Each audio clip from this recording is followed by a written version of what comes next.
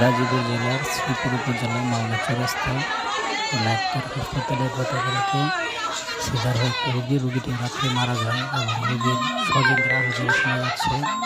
খুবই করুণ দৃশ্য, যা দেখে যে কারো খারাপ লাগবে। অবস্থা খুবই শোচনীয়। রোগীর স্বজনরা হাজির আপনারা দেখতে পাচ্ছেন।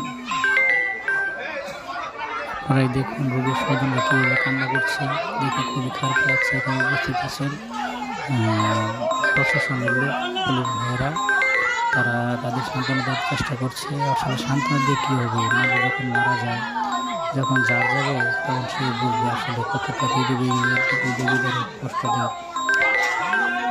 আল্লাহ আমাদের সবাইকে হেফাজত করুন।